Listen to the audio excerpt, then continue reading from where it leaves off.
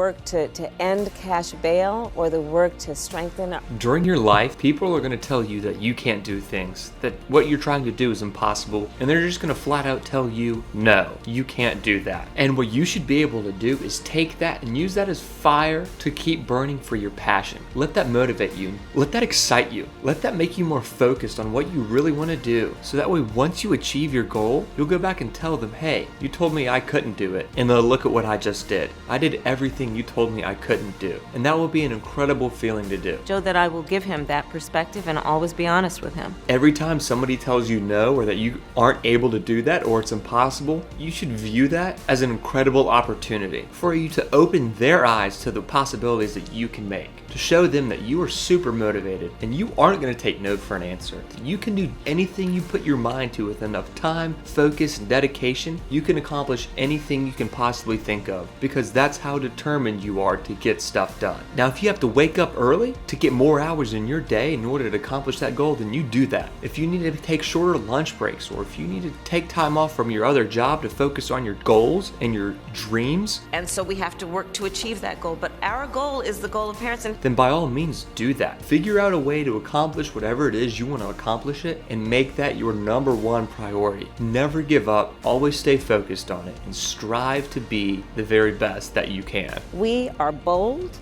fearless, and ambitious.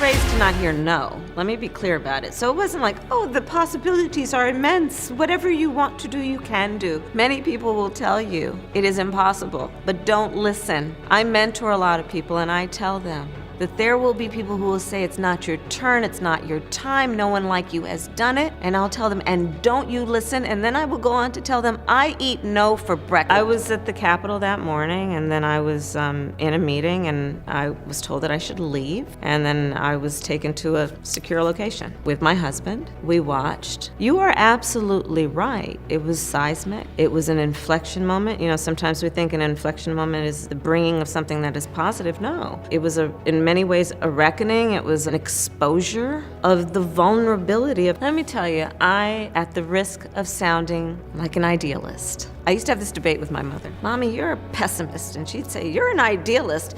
And then I'd say, no, I'm an optimist. And she'd say, well, I'm a realist. I exist in the spectrum between being an optimist and a realist. I've seen some of the worst of human behavior, to your point. I was a career prosecutor for a large part of my career. I've seen some awful stuff, and I've seen some beautiful, great things. And so that's where I exist. And I'm clear-eyed. That the path toward peace will be soft or easy or well paved. Instead, as we all know, it is likely most often to be rocky and probably up a steep hill, like that hill we heard about earlier. But there's no question it is a journey we must take.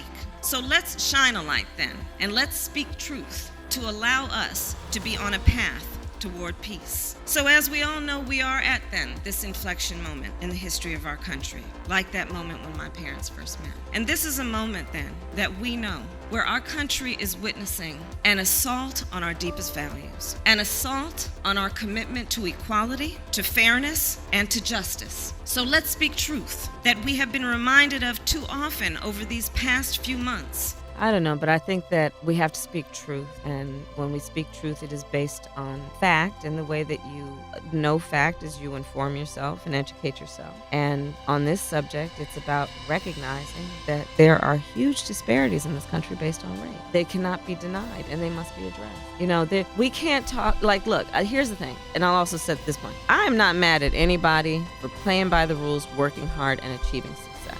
I applaud that. Not everyone has equal access to an opportunity to achieve success. So when we're talking about recognizing the inequalities, the inequities, it's not about saying I'm trying to take from those who have achieved success if they've played by the rules and worked hard. Good for you, keep it. But I am saying we need to be honest and address that not everyone has an equal opportunity to access to success, and we've got to address that.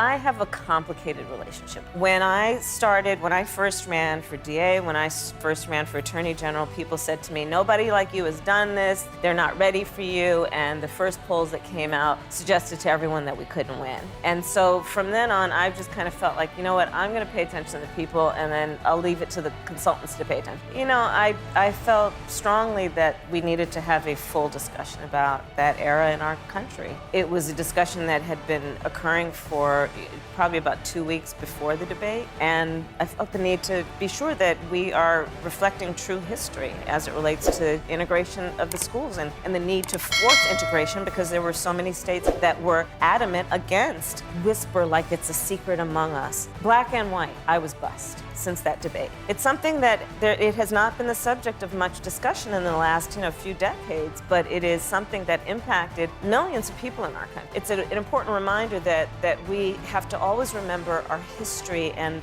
the last chapter if we're going to accurately and correctly write the next chapter.